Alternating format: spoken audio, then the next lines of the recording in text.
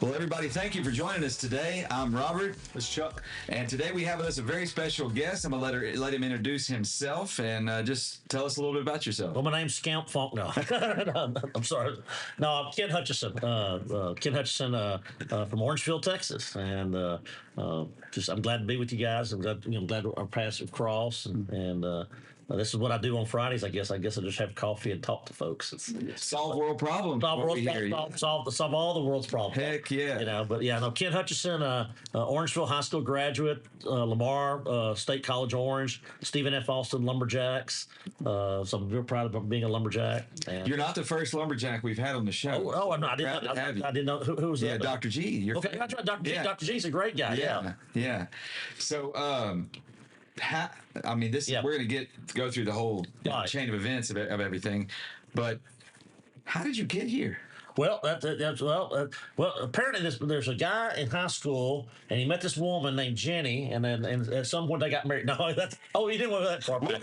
That's right. No, we're getting there. We start at the end, and then we go back to the beginning. Right. Well, what's funny about that is I do make fun of my parents quite a bit because my parents were high school sweethearts, and they're Orangeville High School graduates, and Mom wrote in my dad's senior yearbook, "Ronnie, you're the only true Bobcat for me." Oh. Wow. And I'm like, okay, that's pretty. You start visualizing this teenage lust. And but I'm the youngest of three. Okay. But my parents I'm fortunate. I'm blessed that my parents are still alive here in Orangefield, and my brothers are here. But no, but my background, like I said, I went to Lamar State College, went to Orangeville, went to Lamar Orange. Did not know what I wanted to do. Was studying history, got involved in journalism. They got me involved in communications. Then I went to Stephen F. Austin, got a journalism degree, and after that, I immediately got a job with a state representative. So I worked as a state representative, worked for I worked for an ad agency, state representative, came back to work for the university, stayed there for 10 plus years, and then in 2001 became a consultant, which brought me back all the way back to full circle, back to the Golden Triangle. So I know you want me to stretch that story out. We'll talk about we'll get into that. But that's kind of my big. And I came back in 2020. My ex-wife gave me the opportunity to move back. Absolutely, a lot of folks can relate to those opportunities. She's a wonderful woman. She's a wonderful woman. But and I know you've had those conversations with other guests. I know. Absolutely. But no. And in 2020 during COVID, I did move back, and I'm kind of glad to move back to my parents. And I thought I'd be back for 6 months or so till that COVID thing went over with. And then I ended up staying, and I'm here now. So but we'll see where I end up at. It's amazing the way you tell that story. So many of us we grow up in a place, maybe a small town, maybe not, but wherever it is, we think we want to get out of there, right? And then for some reason, it seems like we always come back. Drawn back in. Yeah. I just find that fascinating. I think it's not only just Southeast Texas. When I lived basically half my life in Nacogdoches, and that's what every kid from Nacogdoches. I got to get out of Nacogdoches. I got to get out, and even college kids, I got to get out of this town. Right. But then they get married, have kids. Like, man, I want to be back in that little, That's me. And as much as I love Southeast Texas, and I do love Southeast Texas. If I could make the revenue that I make here, if I could make that in Nacogdoches, there's a special place in Nacogdoches for me. There's a special. It's pretty country. I've lived my entire adult life there. So I've only been back 4 years. Post college here, but so I still have a lot of friends there, a lot of family there. Right. So it's just a neat little town. You were 2 hours from Houston, 3 hours from Dallas. It's just an hour and a half from Shreveport. You have the lakes. There's just a lot of advantages. Right. And the people, salt of the earth, man. That's right. And same here. And I really don't have anything bad to say about Southeast Texas. I make a great living here, and this is home. I run into high school friends. I run into folks, and a lot of people with purpose here. Absolutely. And so Southeast Texas is really neat. Beaumont's been really good. So, well, that's a wonderful synopsis of your journey. Right. So you said you're one of Three siblings? I'm the young. Where I'm the you- baby. I'm the baby. The baby, I'm the okay. baby. You know, the baby. It's like you always have all the babies on the. You know, I was listening to a couple of your podcasts, and you always have the youngest on your show. So it must be a trend y'all have it. You didn't even know. Hey, That's worth looking into. That's right. is. You might start trending that saying, where do you rank at the sibling? right. What's the age gap in You know, your? we're all 5 years apart. Oh, wow. Now, what's interesting about that is, so my oldest brother is 10 years older than I am. He and I are closer probably than Pat and I, the middle brother. Okay. And I think part of that is because Pat got married first. But you think about it. So here I'm 5. I have a brother who's 10 and a brother who's 15. Well, who's closer in age? Well, the 10 and the 15-year-old. Right. I turned 10, they're 15 and 20. They're still closer. I turned 15, they're 20 and 25. They're getting closer, you know. But at 20 or 21, he got married.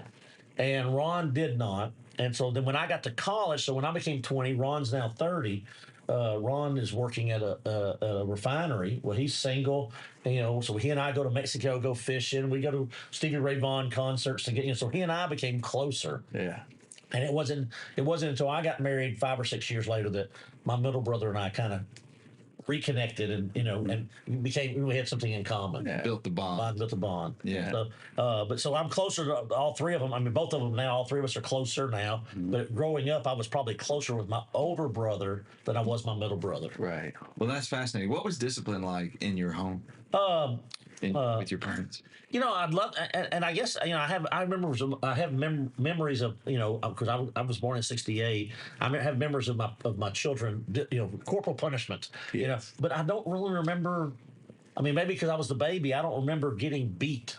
You know, I mean, now I tell stories. I tell my children, "Oh, I was beat as a child." But you know, I had a very loving family. I do remember getting spanked at some point. You know, but it was not a fear based. I do have one funny story about my dad. My dad was in HR training at DuPont, Sabine River Works, and it's about leadership. Mom was. Mom had some health issues in her 40s, and anyway, I was that typical teenager that didn't clean your room, and it just smelled like funk, and just, you know, just teenage boy, right? Yeah. And I remember my mom and I fighting about me cleaning my room, and you know, so forth. And I remember getting a letter in the mail from DuPont, and it was a typed letter from my father that said, you know, I'm at wit's end. I do not know how to have this. We've tried to have a conversation. Your mother and I, you know, you're driving your mother crazy with not following her direction. Wow. And you're at the age where we can terminate this relationship. You know, and it was like a very HR. It was a very HR type letter, and that's all it took was I was like, well, I guess he's serious, and I cleaned up my room. I still have that letter. That's amazing. What a treasure. And That's awesome. I want to say I was probably maybe 16 or 17. I mean, I wasn't old enough to go out on my own, but it pretty much was like, if you don't straighten this up, because you know I'm going to live with your mother. I don't have to live with you. Right? But that's brilliant. I've been parenting now for a couple of decades, and I've never thought to do that. Right. And I don't know if that would have worked with my brothers, but it worked on me. And maybe because I was a little nerdy, and I knew I was going to go into a white collar type job. I was, you know, I played office. I mean, I played Army, but I played Vance, and we had guys, and we got our typewriters out and we played office. I mean, we were nerds. That's great. But so maybe Dad knew that. Maybe let's try this. You know. And I'm listening to the age gap.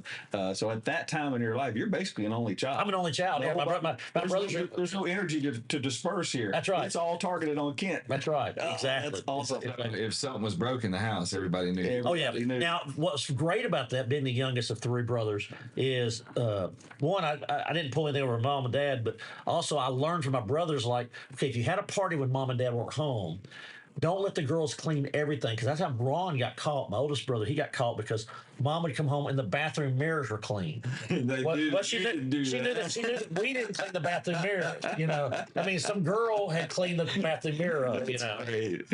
You know, so I knew where to, you know, like, okay, look, guys, let's stay out of these rooms, but you know, we can vacuum. Mom, I vacuum. You know, I might sweep, but don't make it too clean. You want to be like I lived in. Like, I had some friends over, I had some guys over. You know, so Kent was a learner. I learned on that. You were a learner. Paying attention. That's the beauty of having elders in your life. You're like, don't do that. Yeah, and then I've got some stories. I got some stories about partying with my parents, and I was a good Christian kid. I mean, I really was, but I don't have. And that's what I told my daughter when I had daughters. daughters, and we'll get. I know we're gonna get to there, but I know when we had daughters, I said, oh my God, I'm worried about them dating because I said I was a good Christian boy, and I know how bad I was. Yes. And there were bad dudes out there, but I'm like, I know how bad I know the things I did on church hay rides, and and then this is the '70s and '80s where we'd go over and knock on girls' door, and they'd climb out the window. We'd go down the road and do nothing, but if my daughters climbed out there, I'd be the cops would be Yes. But anyway, with all that said, we'll talk offline. I have some other stories about when my parents were at town and some parties we had. It was that had funny endings. So things that are not appropriate for a podcast. Yeah, right. I think we all should have those stories. Yes, we should. Well, we should. We can all swap those, and that'll be a good time. That's right. So you talk about you played Office, which kind of lends itself to your chosen career path. When you were, say, if you can remember, about 13 to 15 years old, do you remember what you dreamed of becoming? I wanted to be a fireman. And I'm actually, if you go to the Bridge City Volunteer Fire Department right now and look at the Rookie Fireman of the Year in 1986. Come on, there he is. The Rookie Fireman of the Year, 1986. Bridge City Volunteer Fire We're going to make a throwback fireman's calendar. That's right. That's right. Dad bods are back in. That's right. Well, let you be their month of choice. That's right. Oh, it's hot, in summer, sometime, so a lot of skin. Because who doesn't want to see all this? Who doesn't want to see all that? I don't even want to see all this. I get out of the shower. I'm 55. I come out of the shower like, whoa, what the hell is that? That's awesome. Play shorter. That is awesome. Yeah. So, your dad worked at the plant? Yeah. You said mom was sales manager at Sears and Roebuck. And that's an interesting story. And I've been trying to get that more of a story out of mom and dad. Mama will be 84 this year, and she 84-year-old health wise. I mean, she's good, but has issues. But I've been trying to get more stories out of her because she worked at Sears and Roebuck. Or Sears as we know it, but Sears and Roebuck then. And what was interesting was she started there in 1965, and then she got fired when she was pregnant with me because it was legal then. They didn't have the Pregnancy Protection Act, which is an HR deal. Right. Didn't pass to like 69, 70. And it's a federal law that you can't fire somebody. But so she got fired or laid off because she was pregnant with me. And then she went back, which boggles my mind, in here 2024, think about that. Right. Absolutely. But then she went back to Sears and then worked her way up and became a sales manager. And she was there with the Orange store until it closed. Okay. And so she's Sears and Roebuck through and through. Kenmore Products. Still has the maintenance agreement, which I don't know. Wow. But, we still have the Sears maintenance agreements out there. But there's still Sears repairmen, right? There's still repairmen coming around. They're contract people now, but it's kind of interesting. So Dad had one come out on his lawnmower the other day, and they're not as good as they used to be. The Sears repairmen used to be good. Yeah. And I think these contractors not quite. But I didn't even know they were still out there. So, but mom was in management at Sears, and I've been trying to write her story and capture her story, and I made some Mother's Day's post about her and things I've learned from her. And then Dad worked at DuPont. He started off in maintenance, I think, out there, and he ended up being in training in HR, which is kind of funny because I didn't realize that's the direction I was going to go with leadership development and training. But he was at Sabine River Works for a little over 40 plus years. Right. And my brother's out there, and he's been there for 40 something years. Okay. So petrochemical runs in our oil and gas runs in our veins. Well, that's amazing. Plastics. I guess for DuPont be plastics. Plastic runs through. Yeah. My grandfather worked out there as an electrician. Yeah. Okay. So. Well, that was in Orange, and it's really kind of funny. Those people from Orange, because you had all the petrochemicals. If someone says, "I work at the plant," and it was they were a little bougie, and there's still some old timers around, they're bougie enough to like, I work at the plant. I'm like, well, the plant doesn't exist anymore. It's Dow now, but right, yeah, but that was in the day. DuPont was the. Now here's what I learned from my dad. It was really interesting being in Southeast Texas, and I remember and growing up in the '70s. I remember the labor issues and so forth. Well, DuPont was a non-union plant, and my dad always was pro-labor, and I thought that was interesting because he was at a non-union plant. Right. And he says, those guys are fighting and putting it on the line. He goes, and our plant's beating those. He says the labor guys are getting us the salaries. And so Dad's always said, don't discount the unions, don't discount. He says, even though I worked at a non-union plant, he goes, I recognize that as an operator, I was making good wages because the plant next door was union. And our plant wanted to stay. They were competing for the same labor. Yeah. And he was like, don't discount labor. So I've always carried that forward. Even though I've never had to work in the union, I'm very open.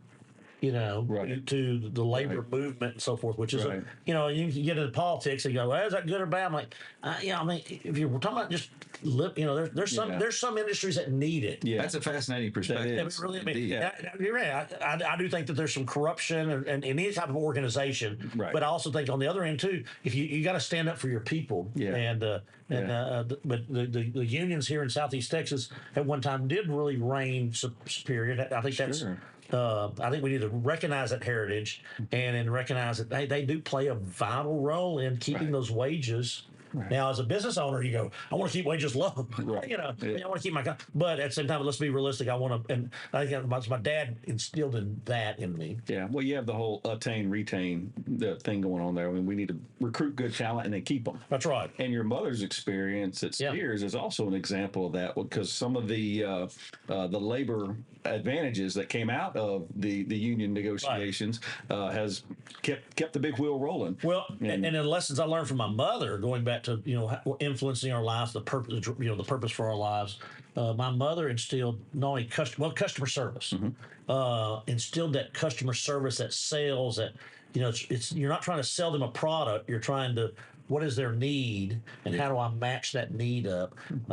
I remember going into a men's warehouse. No, I'm sorry, it's a Joseph A. Banks.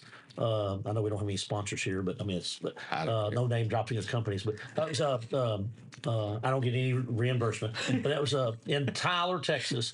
I went to a Joseph A. Banks, and their little sales lady come up, and she's like, I said, I'm here. Y'all running a special, $179 sports coats. I need to buy a couple of sports coats, and she didn't try to sell me, but she's like, let's try this on. Oh, that looks good on you. Next thing I know, I'm walking out of there. Fortunately, I had credit card, and I'd bought 2 suits and 2 sports coats, and I'd probably spent a couple of grand, and I got out the car, and I had no buyer's book, but I remember picking the phone and calling my mom, and I said, too bad you're not in retail anymore, because I found somebody you need to hire.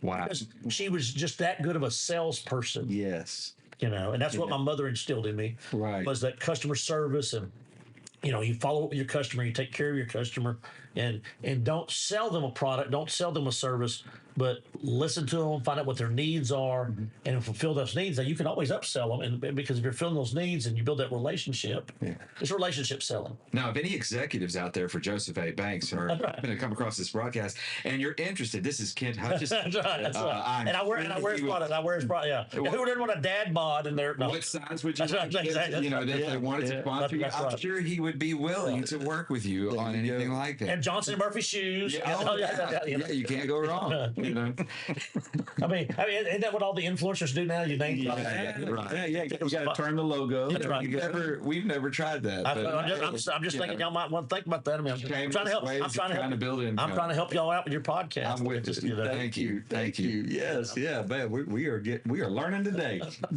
So, do you currently have some kids of your own? Yeah, I have 2 daughters. I'm very proud of that. They're very private, so I'm not going to tell you their names. But I had one daughter went to the Ohio State University, and she went into the Army.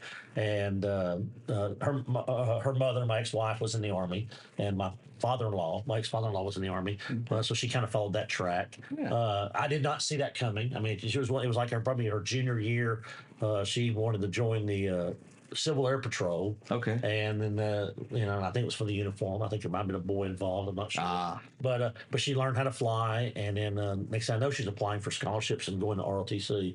And I think it was a little bit of family heritage, so forth. My youngest went to the University of Texas, and loves it. She is 100% Austin, loves Austin. And what's interesting is she kind of followed into my footsteps too. She when she got to Austin, she went to work at the legislature, which I had worked. I think I mentioned I worked for a state representative. Yeah. So I worked in the Capitol, but I worked at post college, and so when she got that job, I got her the job. And I say I got it. She got the job, but I introduced her to a few people, and that's a funny story there too. But she. Then all of a sudden she was, oh, tell me about your time here, Dad. Tell me, and I'm like, I tried to tell you about my time, and now now you want to, But she got to work in the Capitol 2 sessions. I only worked 1 session. She worked on a statewide campaign, and then now she works as a development officer, fundraiser for the the Blanton Art Museum. Oh, I think about the Dishman Museum here, but it's the Blanton Art Museum in Austin. And so I have 2 daughters. They're both in their 20s. Yeah. They're both looking for engineers. So if there's any single engineers up there, good Christian men, Catholics, preferred for my daughters. Both of them are. I know my oldest has already told me, Dad, you work in industry. If you come across a young engineer that wants to, she's like, I'd like to meet him. would you like them to send their resumes to? That's right. That's right. Hutchison at whatever, Right. There you go. Yeah. Hutchison.cat@gmail.com. There you That's go. right. Guys. That's right. That's right. Send resumes. Apply here. That's right. There are some openings. Yeah, right. I'll be cleaning my gun. Yeah. Cleaning my gun. Cleaning my gun, right? Isn't that the old you do? I'm sitting on the porch. Wear my overalls, no shirt, clean my gun, clean my gun. That's right. That's right. Do you remember what inspired you to take this path that you're on? Oh, yeah. And it really was one. I think when I got to college and I was doing journalism and communications, and I thought I wanted to work in PR, and I minored in radio television, but I did like going back to my playing office and so forth, going all the way back. And I have a picture of me like when I was 7 years old when I got my first typewriter. I guess I wanted to be a writer. I thought I was going to be a Boys and girls, for those of you who don't know, a typewriter was an analog device that actually forced ink onto a page with a stamp. Yeah, and you had to roll the stamp back. Yes. You might get one of them back. Right. I had a fancy one. Mine could type in black or red. Wow. You remember that? Had the ribbon that could go up. Yeah. Your parents were rich. Yeah. Yes. Dad worked at the plant. Right. But it was in college. But I had 2 professors, and they're both still dear friends of mine, and I stay in touch with them to this day, 30 plus years later. Dr. Miles McCall at Stephen F. Austin State University, and Dr. Tim Clipson. And Dr. Clipson taught corporate communication, and it was more like a training and development. It was over in the business school. Miles McCall was one of my communication professors. And I didn't even have Miles as an undergraduate. I had him as in graduate school. But Miles and I are still dear friends. He's hired me to do some things. I've actually hired him at where I work at now. So we're still staying in touch. He's in banking now. It's kind of interesting. He has an interesting journey. But it was those 2 men that probably got me interested in adult learning, leadership development. So those were 2 big influencers into probably the tactics and the techniques that I use today. Going into leadership development or pursuing the purpose, I'm going to go back to my father. My dad was on the school board in Orangefield for 30 plus years. And I remember my dad telling my brothers and I at some point, and I don't remember him sitting us down and having the talk, but I do remember Dad having a conversation with us about we have an obligation to serve. We have an obligation to serve. That's beautiful. That is. And he goes, that serve what? Well, that could be your church, your community, your Boy Scout troop, your Girl Scout troop. It might be served on a volunteer board, or it might be in your neighborhood watch. But find whatever you need to. We have to serve, and it's a privilege to serve, but we have an obligation to serve. Right. And he says, but you can serve as much as you want to, or as little as you want to. Yes. But we've got our talents, and that's kind of that Rotary mentality, that Rotary International project. In the sense that every vocation is important. So where can you serve? Right. So fast forward, and I'm jumping around a little bit in the storyline. That's all right. Not very linear. That's the way my brain thinks. My daughters get in Girl Scouts. Their mother, Elizabeth, became the troop leader. Well, the reason she did that, she did it very selfishly. She's like, well, gee whiz, if I'm the troop leader, I get to decide when the meetings are. It's going to be around my schedule. With my kids, she? And so, but she had a great troop. That troop is still there. It's a legacy troop in Nacogdoches, 9129, Troop 9129. They're numbered differently now, so Girl Scouts will get that. Right. But it's a legacy troop. And matter of fact, the lady running the troop down was one of our first Daisy Scouts. Really? With my daughters. But I forgot where I was. I got off track now when I was going with that story. But serving. So kids are not my thing. I mean, what I'm getting at is my kids are wonderful, but I don't want to coach little league ball. I don't want, and I'm blessed with those coaches that can do that. But being around those Girl Scouts, I was like, I can't. This is not my thing. But I found my service. I could write articles, and so I became the PR guy for our service unit.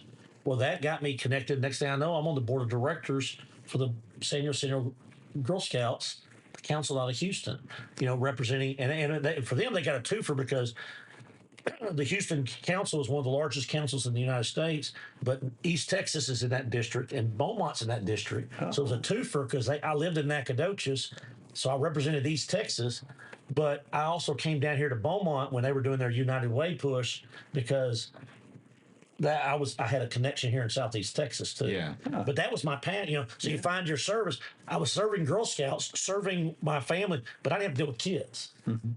Well, I got to say, yeah. So indirectly, you were working with children. Bingo. And I don't want to work with. I mean, we talk about leadership development and I do ropes courses and done those retreats. I love doing those with young adults. I love doing those with the older adults. I love the adult learner. And somebody, oh man, we got this junior high camp. I work with some junior high boys. That drove me freaking nuts. And I realized they're not acting up. They're going through puberty. Their bodies are. I mean, they're just. I mean, and I'm like, I just can't remember being that. I mean, I was an athlete, but I don't remember being that awkward. But they're just. Right. Their bodies are growing. I mean, they went from a size 6 to a size 13 shoe. I mean, they don't know how to operate their body. But I'm like, I just don't need to deal with the silliness of teenagers.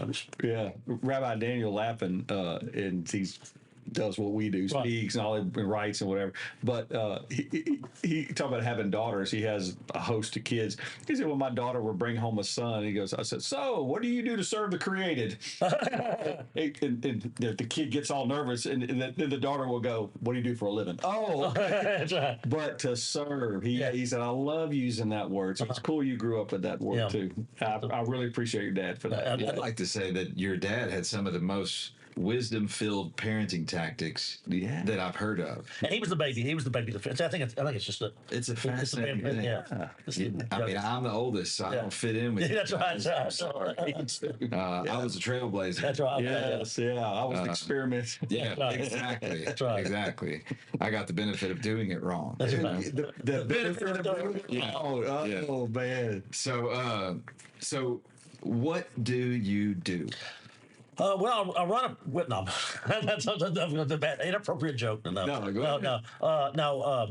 So, it's really kind of my journey. Like I told you, I started off. I'm a leadership development coach right now for an LNG company. Okay. And it was an internal coach. But for 17 years, I ran my own consulting practice. And once again. Yes, I'm in it for the money, but I like the passion. And I think that's, and I was listening to one of your podcasts, Buckskin Brewery. Yes. And Gabrielle, and on her podcast, she made the comment that, she came from she had older parents, so they were very entrepreneurial, pursuing their passion. But she said her husband came from a younger family, and they had a plant job. You get a plant job, you keep a plant job, and mom was a nurse, And she says it wasn't until they were in their 30s they decided we got to follow our passion. And so I've always tried to follow my passion, and for 17 years, the last 17 years, I worked in adult learning. I had a consulting practice, and I called myself an employee development consultant. And what I meant by that was I worked with organizations, whether it was a credit union, nonprofit or group, or a chemical plant, and I worked with their leadership development, their soft skills, and I augmented what they were already doing. I didn't try to come in and provide the whole solution. Right. I didn't come in there and say, oh, if you pay me $10,000 a month, I'll do this and this. It was more like, what are y'all working on? What are y'all's initiatives? How can I add to that? Yeah. And what was the advantage I brought because of my diverse background and my gift for gab was the fact that I could I was able to bring in those resources saying, hey, you're no different. This plant is no different than the plant down the road. You're having the same employee issues. Guess what? That credit union down the road, they're having the same employee issues you're having. Yes. And it was the employee, so I was able to bring that perspective and I didn't have a dog in the hunt. So I mean, it was like I could come in there going, yeah, don't do that. That stop doing that. That sucks. That's the wrong way of doing something. Yeah. And consulting. So I enjoyed doing that. But because I didn't really think of it, to me, it was my passion. And I made money at it, made great money at it. I didn't really build a duplicatable model. And then COVID hits. And, when COVID hits, I was doing instructor-led training. I was doing some Zoom stuff, but not a whole lot. Yeah. I wasn't doing a whole lot of telecommuting coaching. So my revenue, I did public speaking. And what happened in 2020? Everything. No, there was no public speaking. There was no, so I actually did some webinars and stuff, but, it just wasn't paying the bills. Right. And so then I was fortunate enough when I moved back here in 2020, a friend of mine I'd met him. He worked at Golden Pass LNG, and he had since moved over to Cameron LNG, and he reached out to me and said, "Hey, can you come talk to me?" When I was talking to him, I thought, well, he's going to hire me to do a consulting gig, and I left that, and it was just a conversation. It was like this, and I left there going, well, that was just a weird conversation. Then about a week or two later, he says, hey, we're about to open up a position. And he goes, and I've got some other people I want to interview, but I'd like for you to apply. And I said, I'm not looking for a job. And he says, well, it has insurance. We're in the middle of COVID, global pandemic. Yeah. He said, it has insurance, and this is what the base pay starts at. I'm interested. So you asked me what I do. Even though I have a day job with a company and I have a responsibility there, and I work. I'm an internal coach, leadership development, a training coordinator there. I'm fortunate because I have 20 plus years experience. I do have number of weeks of vacation. And so on those, I do actually do I still keep some of my consulting clients, and I do leadership programs, soft skills development, a lot of employee development programs. And so I've kept some of my legacy clients, some of my larger clients. I still do a lot of Chamber of Commerce work. We've met at a Better Business Bureau. We have a very strong BBB here, and we met at a conference where I was speaking and y'all were speaking. Yeah. Last September, I did the Southeast Texas Volunteer conference and met some folks for that. And, I was a presenter of that program. Yeah. But my especially what I do have passion in is I am a trainer at heart. I really am a trainer. I'm not a counselor. I wish I was, but I'm a trainer. Means I can write curriculum, I can develop curriculum, and my passion is then how do we deliver that to get them started? Right. And it's not a one and done. I'm not training. I don't like calling it training, but it is. I like calling it employee development. Right. It's how do we sharpen that saw, the Covey model. And so forth. Yeah. I was thinking of Covey. He had the 4 stages: live, love, love, learn. But the last one was teach. Yeah. Which is the only one that goes the other way. Right. And I really admire the passion that for people. Yeah. That you and I have a T-shirt that I made, and it's a slogan I'm sure I stole. I know I wasn't this creative, but it was play, trust, learn. If I can get you to play together, we talk about the game. When we met, well, how did we meet? We were building a tower, straw tower, right? You embarrassed us. That's how we met. That's right. That's right. Yeah, That's let's right. just be honest. That's right. And In front of everybody. Yeah, y'all's tower sucked. I mean, it was trying to show. Yeah. That's right. Now our ladies over at the TV station, they were doing a pretty good job. Yeah. But but I found if we get adults, particularly adults, if I can get y'all to play together, you can start learning to trust one another. Yeah. And if we can trust one another, then at that point we can learn from one another. There you go. And so I think that's true in every workplace, whether you have 2 employees or you have 300 employees. Play, trust, learn, and I think that's and I say play appropriate. I mean, it depends on what you can do, but I think if you get people to enjoy themselves and get them out of their normal element, they'll start trusting one another. And when you start trusting one another, you can do it. So that's what I do. That's what I have we talk about purpose. What's our purpose? My purpose is to serve. My purpose is to and I do enjoy bringing that joy to folks. In the last year or two, probably since post divorce, post COVID, post global pandemic, I've been much more reflective. And there's several reasons for that. And so I've been writing more, journaling more, and I've been sharing. Sometimes I'll write something, and I'm a big blogger on LinkedIn. Kent Hutchison LinkedIn. Look me up. I have a good. He writes some good stuff. I like, and it's it's usually, and it's once again, leadership. We know this. There's the leadership principles are out there. It's just how are you going to tell the story? The same principles are out there. We just gotta, make it relatable. Make them relatable to that person. Yeah. And my take may not be your take today, but it may be your take some other time. So I write that, but I've also started writing them, about coffee or bourbon or just my stories. And so I've gotten I'm leaning into my writing more, so that's kind of my passion. That's my passion. That's my purpose. And if I could, that's duplicatable. And that's a legacy I could leave. Yes. And I'm all about legacy. I'm a big believer in how do we leave a legacy. So that's a legacy I can leave. My writing I can leave. That training I did, in '96. That training I did in 2001. That training I did in 2013. You might remember that experience, and I hope you do. But that's not a legacy. That's not just. The writing can be. Yes. Indeed. Yeah. So in your particular influential industry, which is basically what you do, right. What would you say would be one of the bigger challenges that tend to come up, and what have you learned to overcome some of those challenges? I think that one of the biggest challenges is, and I'm you come to me with a problem, I want to fix it right then. I'm a typical male. I want to fix the problem, and sometimes. Charlie Atkinson, a mentor. Charlie's a great guy, retired from Sabine River Works, still very active here in Orange. His daughters went to school with me. I chased them in high school. Didn't catch them. There's a couple of them that, if they get divorced, call me. No, I'm joking. No, she was one of my realtors one time, and we were visiting. I'm like, and you're married? Great. You're married? Dang, come it. I was like, so Leah, if you're out, no. This is the episode of Shameless Plug. That's right. But Charlie Atkinson was a mentor of mine. But he said, Kent, sometimes you have to slow down the speed up.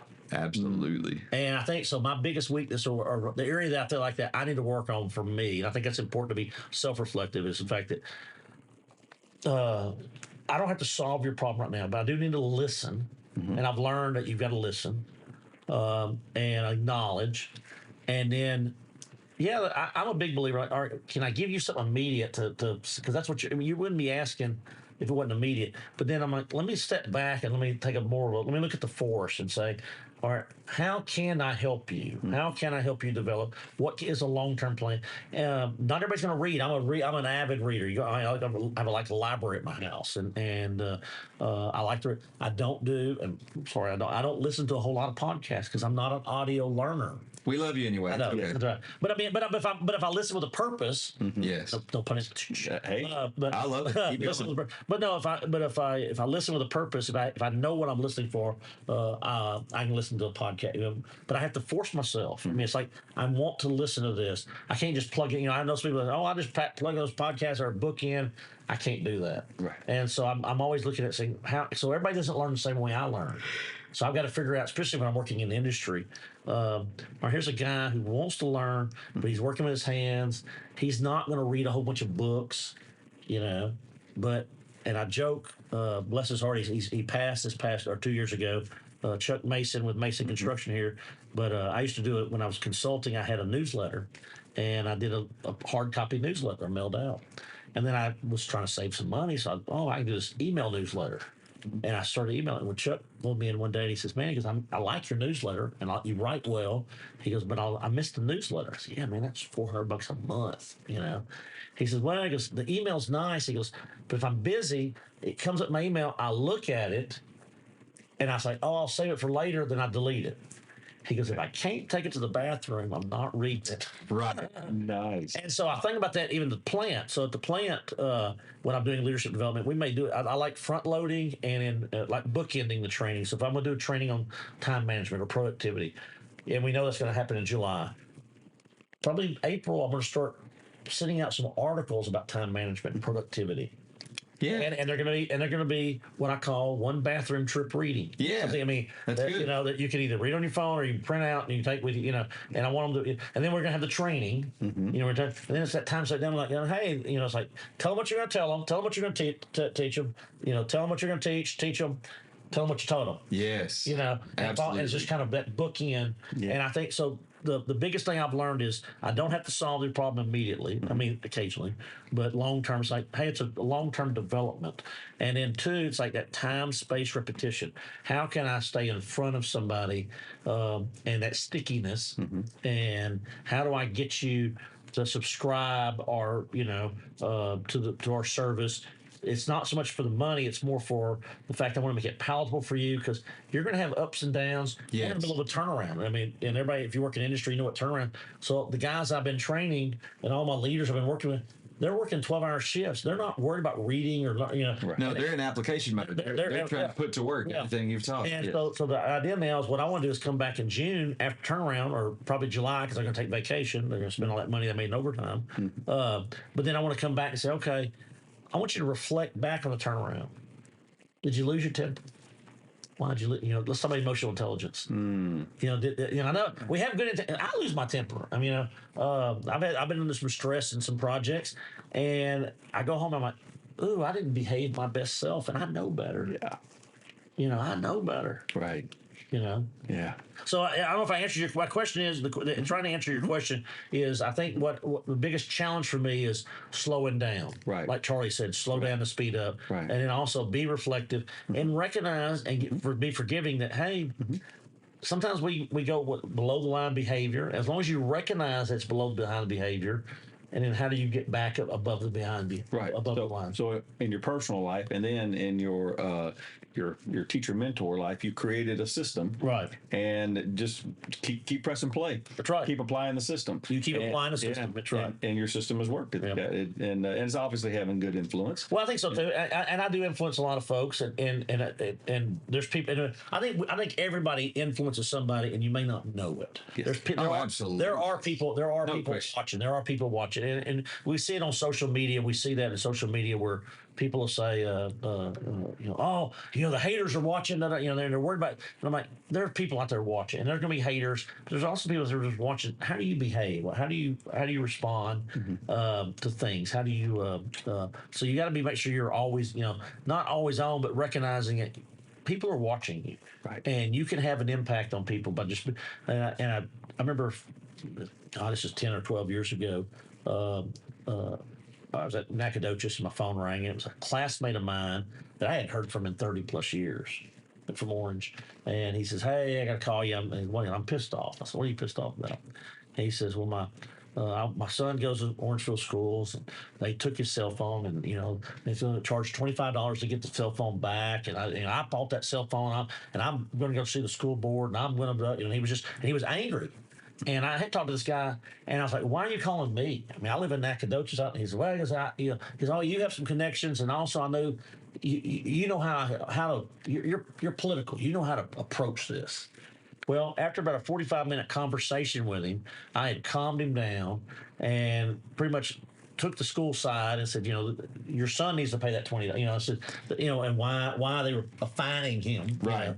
And anyway, make a long story short, he did not go to the school board. I said, have you talked to him? No. So he calmed way down, and I was able to coach him down. But I hung up, and I remember my ex-wife go, she goes, why did he call you? And I said, I don't know. And then later we kind of had a conversation again about it. And she was like, well, I guess you influenced him. I mean, you were an influence in high school, you know. And I said, well, I went to kindergarten through 12th grade with this guy. You know, I said, I'm sure I had you know, I didn't realize I had that big of an impact on him. Right. He saw you as a place to get advice. Yeah, good advice. I wouldn't want to judge him, even though. And I'm going to tell you, he came from the other side of the tracks. You know, I was upper middle class. He came from a very you know poor family income. But he knew Kent will tell me how to do this, and Kent will tell me how he can do it right without me getting in trouble. Because had he behaved the way he was going to behave, his son was going to be in trouble, and he was probably going to be in trouble too. Yeah. But somewhere along the way, that confidence got built. Right. And then your phone rang. Man, that's impressive. That's awesome. That's a neat story. Yeah. So I got two questions to ask you. Yeah. If you had to go back and do it again, let's say you went back to, I don't know, 15, 16 years old, and you could retain most of what you had already learned. Okay. You could take it with you. Would you do this again? Probably, I probably would. I mean, I don't, I have no regrets. I have no. Would I do some things differently? Oh, Probably. of course. Yeah. But of course, I'm worried about because I've read too many of the science fiction, but Right. but The the butterfly, ripples- the the butterfly ripples in effect. I'm like, time. it's like, bird in the hand, two in the bush. I don't know. I think I'll go with the known factor here. I think I would. I think I would. I'd probably been more. I'd probably been a little more assertive, and I wish I'd been a little more assertive about when I wanted to go, where I wanted to go. However, I think the journey I was on got me to where I'm at, and I tell you where I'm going. And I thought about this morning when I was going to be on y'all's show today. And I'm gonna go ahead and just tell you. I haven't told a whole lot, but I want to be known. My legacy. I want to be a Renaissance man. I want to be a Thomas Jefferson. I want to be. I mean, not politician, but I want to be that guy that. Man, he's good at gardening. Man, he was a writer. Man, he was proficient in 3 or 4 languages. Man, he was he was a real Renaissance man. I love that. And that's where I'm leaning into that, where I'm trying to be a little more. I'm trying to be a little more of a Renaissance man, and I went to Europe last year with my daughter, and I was like, oh yeah, I've got to start being a little more traveled, and a little more cultured, and I've got to. I am a little bougie guy. I mean, all my friends will tell you, out of all my friend group, I'm the bougie guy. I mean, I eat with cloth napkins every night, no paper. Wow. I cook. I've post divorce. I started cooking. I use HelloFresh.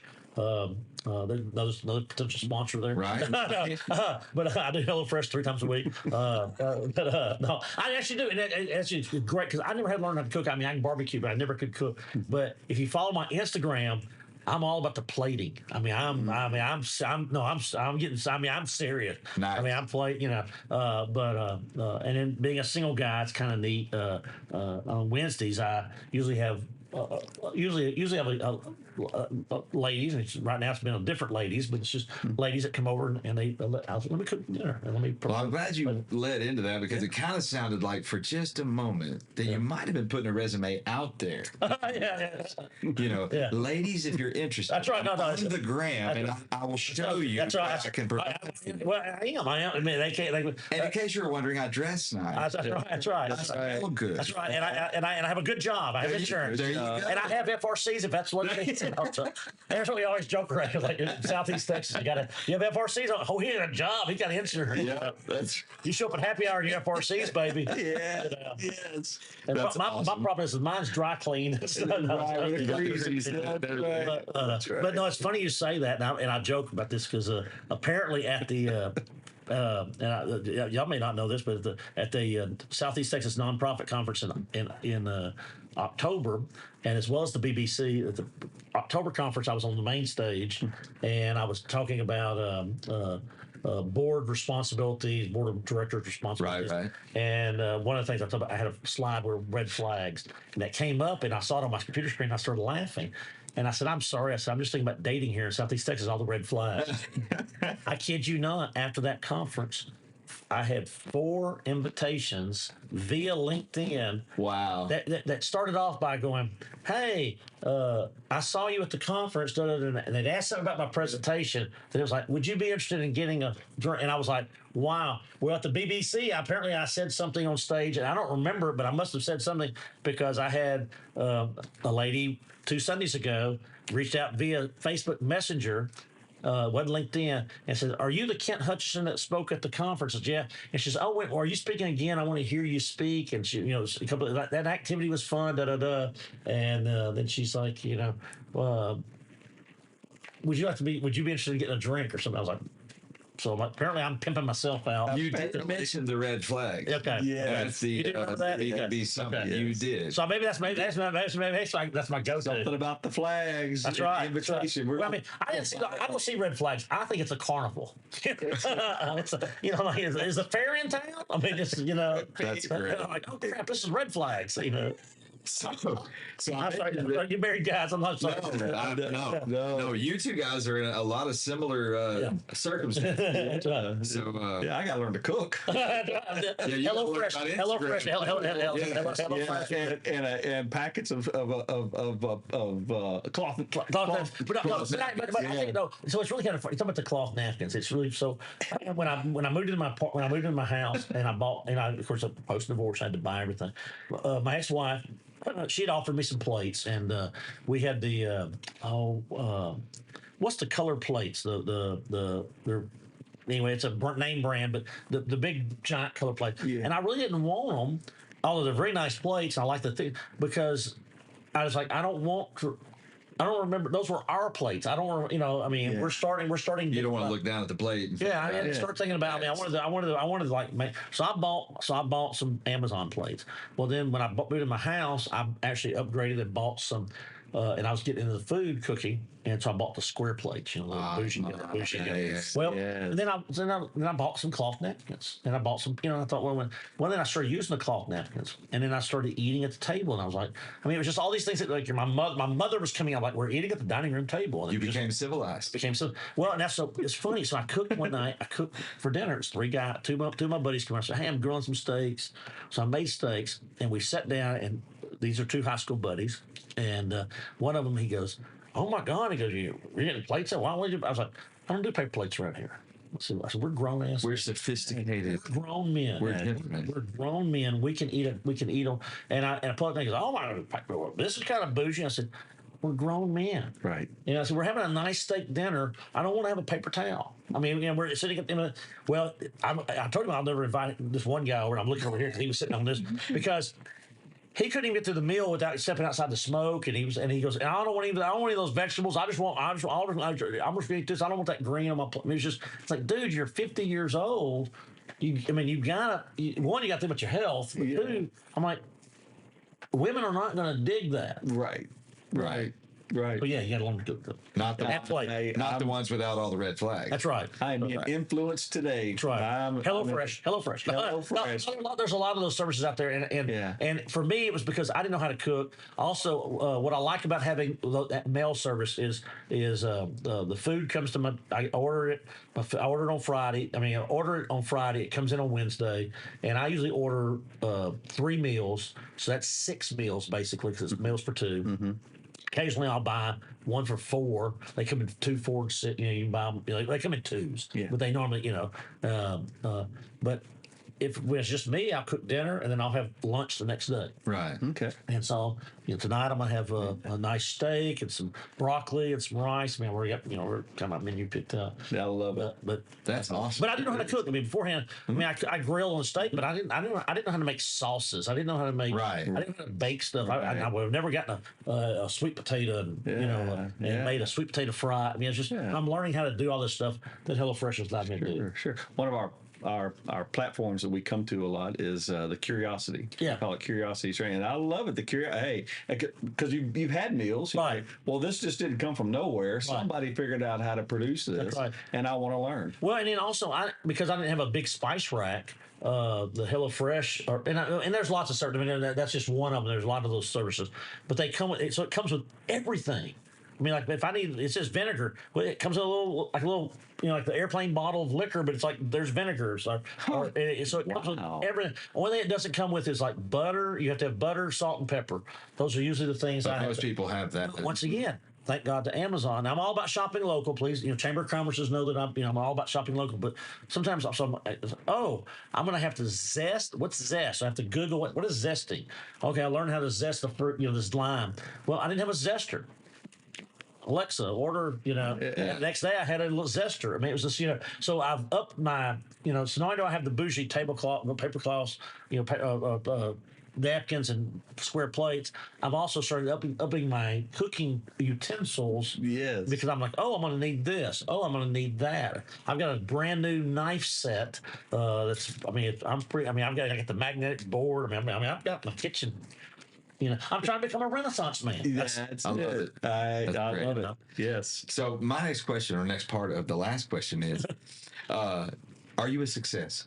I think so. No, yes and no. all frankness, I've probably before I met you guys, and I'm joking. No, really, up to till just a few weeks ago, I was kind of in a funk. I was in this, there was a lot of change at work. Yeah. In my day job, that was the my consulting. I hadn't done the legwork of the, so I was having a little Kent pity party. And I think we all do that. Oh yeah, I love life and collapse. The lady I'd been dating for 4 or 5 months, it just kind of fizzled, and so I mean I was kind of a little so I was like, man, my kids never call me, and I was having a little pity party, and I think we all do that. But I think it's that awareness level. Once you recognize it, that's okay. What do I need to? Well, fortunately, the weather's got a little better, so I was able to work in the yard, and so I like gardening. Renaissance man. But what I don't like is I'm sore. Last week I redid the flower beds in front of my house, and I had to get on the ground. But yes, to answer your question, yes, I'm a success. Does that mean I'm? No, it means I have good days and I have crappy days. But I think I'm moving forward. And I think that's all we can ask for. I have become much more reflective. I'm also much more. I'm real big on gratitude. Yeah. I'm real thankful. I'm thankful. I'm not blowing sunshine up your skirts, but I'm thankful that our paths have crossed. It's nice to have some like-minded folks. Yeah. So now at this point, you're talking to, this is our imagination. You're talking to some late teen, early 20s. Just this pivotal point in their life where that trajectory that we've talked about for the last hour is just about to kick in. Give them the best of the wisdom to say. I would say if you're a high school kid or even a college kid, I mean, if you're that 15 to 22-year-old and you don't know what the hell you're going to do, it's going to work. It's going to work itself out. I promise you, it's going to work itself out. Now, that doesn't mean you're going to put some work into it. Yes. That means you may end up with that job that you don't like. You may end up doing something you don't, but go do it. I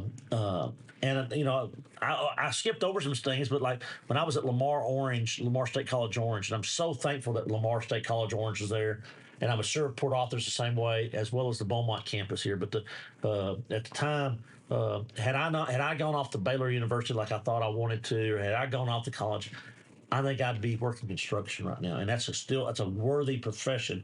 But I think I've been working a lot harder. I think Lamar Orange helped me get started. Yeah. But I didn't know what I wanted to do. Right. And I think that was okay. But I did some other things. But I worked for the school newspaper. Then I worked for a little newspaper that's now defunct called the Orange Countian. And then the next summer, I went to KOGT Radio. And Jim Stelly was the general manager there. I said, Jim, I want to learn about radio. And I worked one summer. Well, I wanted to be on air. And he put me in the sales department. And I worked one summer, 3 months selling, and I learned real quick, I don't want to be in sales. Yeah. But I'm glad I did that, And looking back, I think I can do sales again now. Right.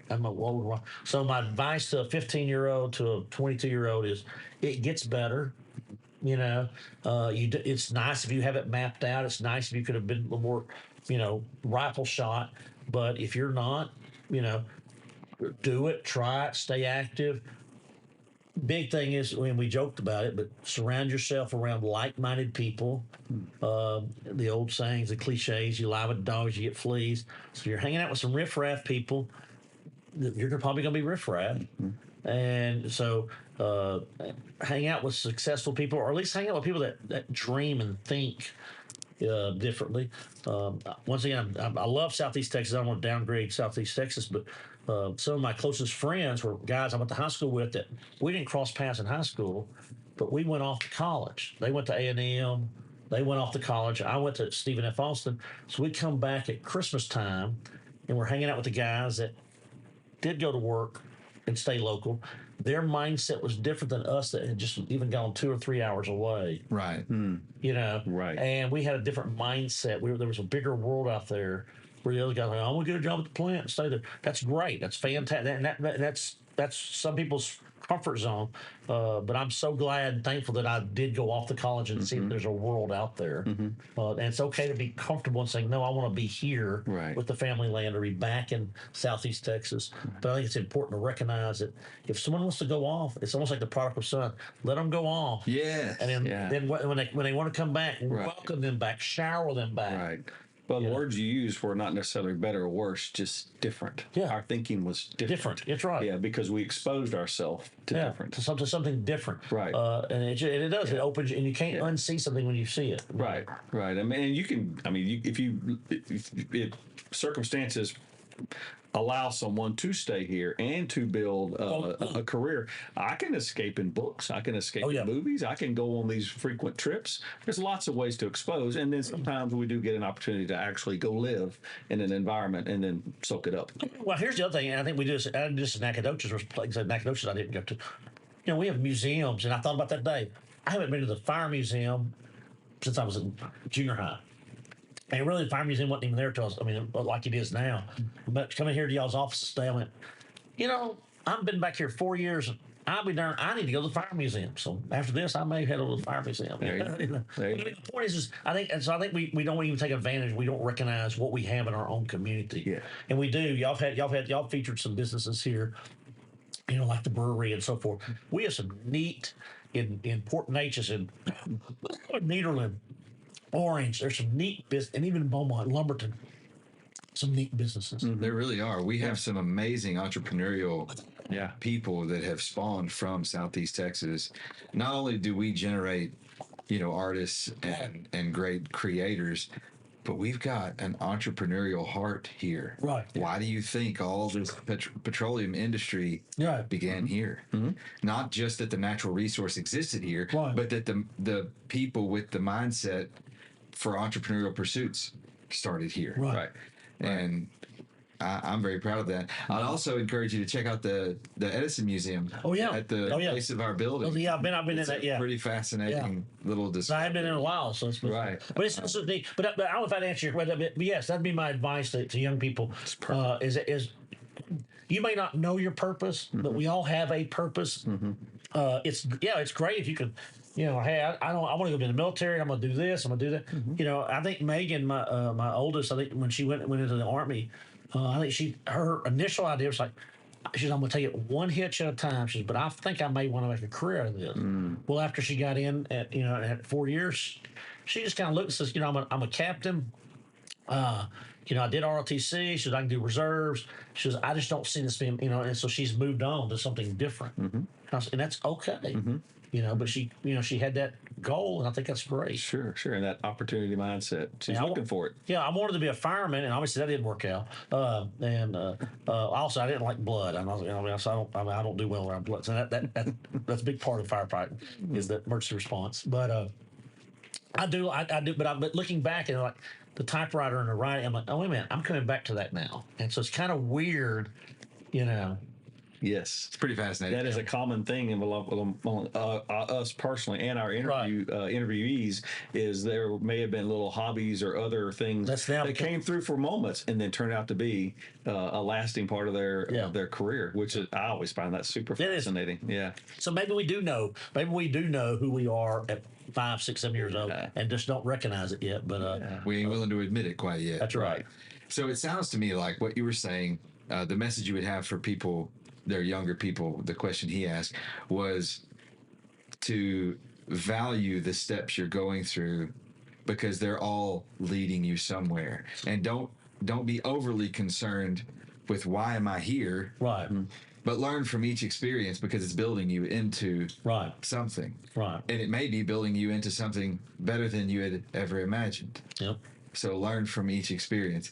I caught that between the lines of what you were saying. Is what it sounded like part of your message was. No, it is. It's going to lead you to, and then obviously there's the parent thing you got to say, like, don't borrow a bunch of money, don't get in student debt, don't all those and then as soon as you get a 401k, put as much as you can, put 20% in, because now I'm at 55. I'm like, man, if I just done what everybody told me to do when I was at 20, I could have retired now. But no, I had to have that new truck. I had to, So in each one of these, I didn't mean to interrupt you.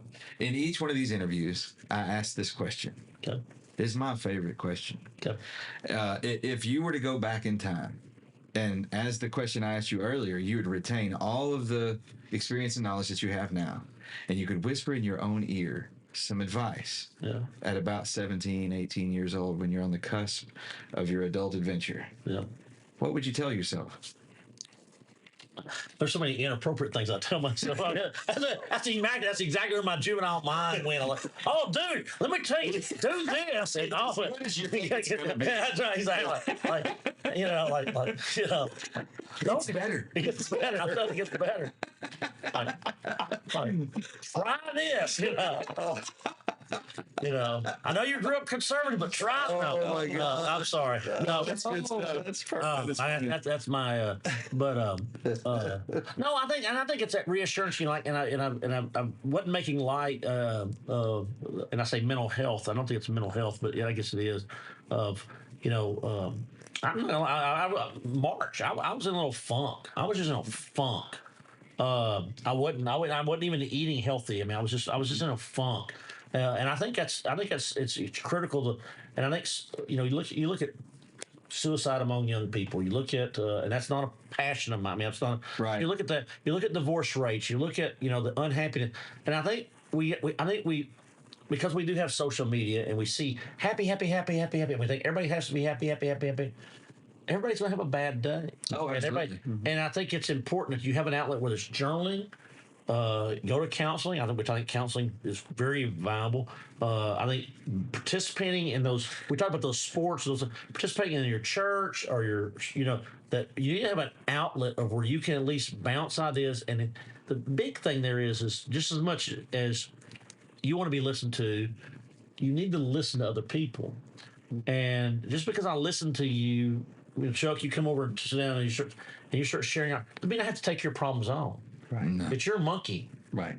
Right. But I as your friend, I really almost have an obligation to serve, to listen to you. So I would tell if I whisper to myself, it's like, hey, when you become 19 and you're between 19 and 21, your life's going to suck because you have 21-year-old friends that are out partying, you can't, but you're also out of high school, so you can't party with. There are all those periods. You get out of college, you don't have any money, but you don't want to go to the college parties anymore because you're kind of over that. But yet you don't have anything to do. And you're not really married. There's 2 or 3 periods I can point out.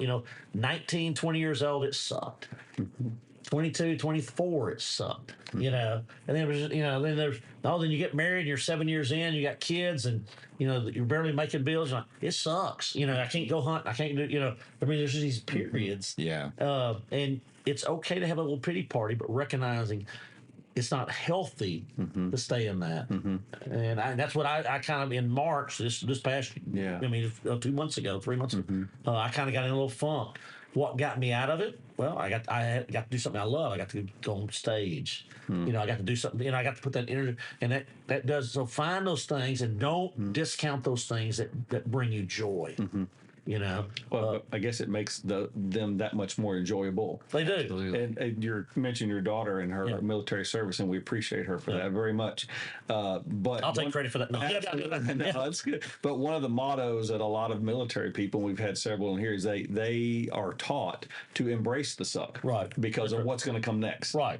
So it may suck for a little bit, but they learned that there's going to be a value past all this that is priceless, right? And so that's kind of what I hear you. Yeah, and you say embrace the suck or whatever, but it is. It's the fact that but also I think it's and I don't want to discount mental health. I think that's I think we're getting better at talking about that, but I do think that we joked about the dating and so forth. So after my divorce, I went out and I had a couple of dates and had some experiences where I was like, man, I hadn't dated in 25 years. I mean, it's different. I ended up hiring a confidence coach.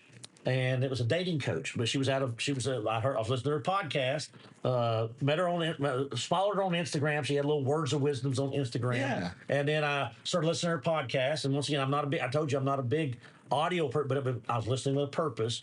And so she's like, for a free consult. So I called and said free consult.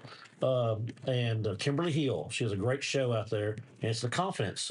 She's the confidence coach, and it was not so much about dating. I thought it was gonna be like, oh, this is what you can do when you're dating it. No, it was more like, Kent, take this assessment, and it was more of a counseling for me. Nice. And my point is that I think we need to destigmatize that it's every pro athlete has a coach. Absolutely. That's right. You know, and we've had this conversation. Every pro athlete, every golfer, every basketball player has a coach. Every football player has a coach. There's a quarterback coach. There's lineman coach.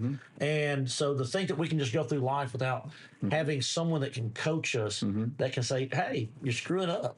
You know, I didn't realize till recently one of the most famous guitarists of our era, Joe Satriani, that was really his day job. Right. It wasn't. I mean, he wrote and he became a recording performer, but he coached these guitarists that we would know from numerous famous bands. And but there was commitment. He hit 2 years weekly. Right. Even if you were on tour, they figured out a way. And I didn't know that until recently. I heard that in a book somewhere. I'm like, that's impressive. Yeah. So even those guys who are at the top of their game, you know, we're talking like, you know, Metallica, Aerosmith type levels. Even those guys know I still need a coach. And I think we need to talk about that and destigmatize that. Yeah. And so the answer to I'm trying to circle back to your question. I think that'd be like, hey, embrace the suck, but it's going to get better. But also find those trusted advisors, whether it's your pastor, whether it's your Bible study group, or whether it's your Rotary Club, your Masonic Lodge, your Boy Scout troop, Girl Scout troop, your high school buddies. You need to create a forum where it's okay to share. And I don't think you have to. And I think we have to, as listening sometimes. I don't have to give you the answers. I don't have to. Sometimes I just have to listen to Chuck. Right. Yeah. Just listen to Robert. Just listen. And that's hard. Yeah. Or in Miss Hill's case, draw it out of you. Draw it out of you. Yeah. Yeah. That's what she did. And I did that for 3 months. I mean, it was a 3-month commitment. And then that was the intro package. And but it left me there with a lot more confidence, and that's really what it was about. It was really about me. It was about the whole dating. Helped you develop your tools. Help me approach dating in your 50s differently, which is a whole other animal. I mean, it's a whole other animal, you know. And I'm old school. I don't like the apps. I like maybe it's meeting at conferences. Maybe I'll find my little new niche, LinkedIn. Ladies, if you'd hold up your red flag, that's what he's looking for. That's right. I think the carnival's in town. Let's go. Let's go. Something I noticed about you, and like I did earlier, I like to read between the lines of what people say. Right. And I'm going to put 2 words on it. All okay. Right. Keep going. Yeah. And that's something that I've noticed based on the theme of your life that you've explained. Is no matter what circumstance you find yourself in, whether it be internally or externally, you keep going. Right. And that's something that we teach people, is that no matter if you feel the most success or the most depression, you must keep going. Right. Because the moment you stop, what happens? Nothing good. Yeah. Well, you'll never progress. You did. Well, and that's what Lori Hurst. She was a Rotary Club president. Right after me in Nacogdoches, the Fredonia Rotary Club. She says, if we're not growing, we're dying. Now, I like the word growing, and when I talk to a Rotary Club or a Chamber of Commerce or any organization, and we think of growing, we think, oh, it's getting bigger. No, it may be I'm maturing. Just getting better. I'm getting better. And I think we use that word growing. We think, oh, we're trying to grow Orange. We're trying to grow Beaumont. We think, oh, my God, we got too many people here now. And all these California, we start. Wait a minute, growth might be, how do we get better at what we're doing? That's right. How do we maybe get a little more mature at what we're doing? Right. And we break out the cloth napkins. Get a little more bougie. Yeah. Get the square plates. Get the square plates. That's inspiring me, man. Yeah. So as we draw to a close, I'd like to offer you a chance. If you have anything that you'd like to say to the public, to the audience, anything, advice you'd like to give, any message you'd like to send in closing, this is your time. Well, what ladies know. That's what they take. LinkedIn and podcast. That's my new dating method. I mean, I'm sure y'all got all these ladies following you. Sure. I know. Yeah. You two dad bod studs. Right. That's right. That's it. No, I think it's just one. I think we need. And it goes joking about the dating. Let's be supportive of ourselves. I think we get down. I hear all the time. I live in Orange, and I hear people say, "Oh, Orange sucks," or "Orange this." I'm like, all right, if you look for the negative in Orange, you're going to see. You're going to find it. That's right. And I said, but also I think we beat ourselves up, and I'm like, we need to be some more supportive of if someone tries it, even if you think it's a stupid idea. It's their idea. It's their money. Once again, there's no sweat off. Why am I worried about Like, do we need another Mexican restaurant? Well, you know what? Maybe we do. Support the person and let the idea work itself out. That's right. You know, and I think so. I think that'd be my one thing that I would say to people, and just general about myself, or the thing that kind of wrap up is, I think we're too hard on ourselves, and I think we need to. And I think we are. I mean, that can be macro or micro. I mean, I think even as a country, as a our position in the world, politics wise, as a state, but I think really as individuals, I think we just need to not be so hard on other people. We don't have to drag someone else down to make ourselves bigger. Amen. And yes. I think, and I don't know how you teach a kid that. Yeah. But because we're doing it as grown adults, we're still tearing each other down. I'm like going, why do I have to tear Chuck down to make myself look bigger? Right. Why do I tell Robert down to make myself bigger? I don't have to do that. And especially since both you guys are taller than me already. That's right. It's just not right. Well, and one of the theories I've heard once about tearing people down to make me look bigger. Well, the little sub of that is I don't have to grow as much. That's right. So, but if I'm promoting you, that gives me something to aspire to. Right. But if I'm tearing you down, I'm just lowering my bar. Well, and once again, I did listen to it because you sent it to me, and we were talking about the podcast about buckskin or Port Neches. What's interesting about that? She made the comment like, "Oh, I want another brewery to come in because because of destination." Well, you look at shoe stores, look at car dealerships. They build this sense of community. And the same thing with consulting. Everybody's like, well, who's your competition? I'm like, well, I don't have a competitor because I present information differently than someone else does. Right. We're not on the same. Even if we did the exact same curriculum, we're not going to do it the same. Right. We're not going to do it the same. We're going to approach it from different angles. I'm an over the top. I'm a little louder. I'm a little brown. I'm a little more blue collar in the sense of my language and so forth. And so that's not going to mesh well with some groups. I'm probably not the group to go in front of First Baptist Church, because I work around blue collars, my language might be a little rough, but at the same time, it's vice versa. So, I think that the advice is quit tearing everybody down and look and welcome other businesses and look for the good and have that competition there side by side and how do I make if I'm doing well, they can do well. It's that win-win. I do an activity in my training called Win As Much As You Can Win, and I break the groups up and so I'm giving it away, but there's 4 groups and they have to make a series of questions and they have to pick. It's not binary, but they're based on what they pick.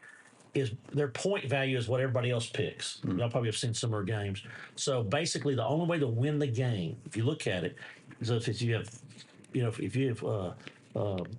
3 X's and 1 Y, the X's win a point, or win a point, and the Y loses 3 points. If there's 2 X's and 2 Y's, the X's win 2 points, the Y's lose 2 points. If there's 1 X and one X, he wins 3 X's, 3 points, and the Y's all lose a point. The only way everybody wins is if everybody picks Y and everybody wins 1 point. And the name of the game is called Win As Much As You Can Win. Well, I've been doing it for 15, 16 years, and no group ever gets it. And I set them up in 4 teams, so I've set them up in these little silos, and then I run through the exercise. I don't give real clear directions. The name of the game is Win As Much As You Can. They ask me a question like, win as much as you can win, win as much as you can win, win as much as you can win. I build that there, and we live in a society where there's winners and losers, and I don't think we look at life sometimes as saying, how can I win and you win? Exactly. And that's where it means, hey, I'm a distributor. I sell this. You're in the restaurant business. I'm going to charge you to where I can make a profit, but I'm going to make a reasonable profit. But I'm also going to make it where you can mark it up and sell it and make because if you win, you're going to keep buying from me. And you're right here. Because if I raise it too high, you're going to stop buying from me and you're going to buy from somebody else. And then now I got to go find another customer. Yeah. And I think we got to look for this win-win. And I think it's even in our lives. I think.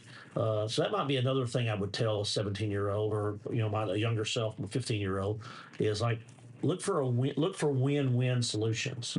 Look for win-win solutions, and instead of looking for this, how can I win by tearing you down? Right. Yeah, I tell people you may lose, but I'm not contributing to it. Right.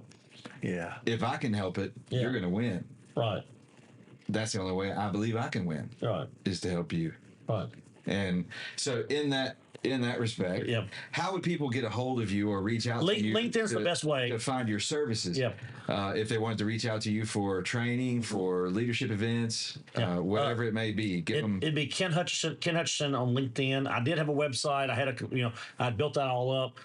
I do have a Kent Hutchison. I have 2 Facebook pages. I have a Kent Hutchison motivational speaking page, and I have my personal page as a blog. But LinkedIn is my primary the address I put out there. But it's just Kent Hutchison with 1 N, Hutchison, Hutchison. There's no N like Hutch and Son. Right. Okay. It's Hutchison. It's Hutchison. I said, but that's LinkedIn is the way to reach me, the best way, or reach out to you guys and say, hey, who's that crazy guy? I got a single sister that wants to. Arnold's coming to town, baby. Bring your flags. Yeah. I'll tell you what. Chuck's over here going, I'm gonna pray for you, son. I'm gonna pray for you, son. Where are you hanging out? Where are you hanging out tonight, kid? That's right. Oh God. It's been a great privilege having you with us. Yeah. Thank you for being here. I enjoyed it. Very much so. If you can. And, Y'all got good coffee too. Good. I'm Robbie with Pursuit of Purpose. This is Chuck. and it's been Kent Hutchison. yeah, and thank you guys for joining us, and we appreciate all of you allowing us to become a part of the pursuit of your purpose.